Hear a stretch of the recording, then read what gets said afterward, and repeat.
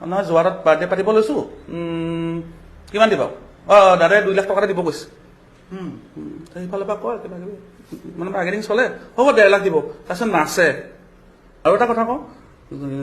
যোৰহাটত যিটো বাৰ্থডে হৈছিলে 50 বছৰ সকলোখিনি খৰচৰ দায়িত্ব প্ৰথম লৈছিলে সি আৰু শ্যামান্তক দাই লৈছিলে আৰু কোনোবা কোনোবা থাকিব পাৰে নাজানো মই ইমান ভিতৰৰ কথা কিন্তু আমি এইটো ৰুমতে সেইদিনা বহি আছো এইটো ৰুমত সিদ্ধাৰ্থ আৰু মই একেলগে আছো সি ফোন কৰে গুৱাহাটী কোনোবা ব্যৱসায়িক ফোন কৰে বোলে দাদাই ফোন কৰিছিলে নি সোধে প্ৰথম কথা তাৰমানে জুবিনদাৰ কথা দাদাই ফোন কৰিছিলে নি সেইফালৰ পৰা কি কয় নাজানো নহয় যোৰহাটত বাৰ্থডে পাতিব লৈছোঁ কিমান দিবা দাদাই 2 লাখ টকা দিব কৈছে সেইফালৰ পৰা কয় কিবা কিবি মানে বাৰ্গেনিং চলে হ'ব 1.5 লাখ দিব তাৰপিছত নাচে 1.5 লাখ আহি গ'ল আকৌ ফোন মাৰে দাদাই টকা 3 লাখ দিব কৈছিলে যোৰহাটত বাৰ্থডে আছিলে আপোনাক কৈছিলে নেকি এনেকে আভুৱা ভাই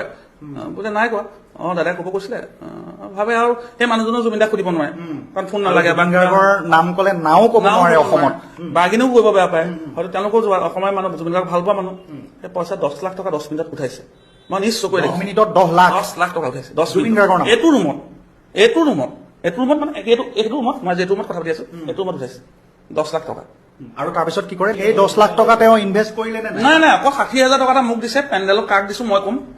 পেণ্ডেলক নামত 60,000 টকা খৰচ হৈছে চকী টকী VIP চকীখিনি পইচা সি মোক দিছে আৰু হোটেলৰ নামত কিবা কিবি অকণমান খৰচ হৈছে বাকী গোটেই পইচা সি লৈ ল'লে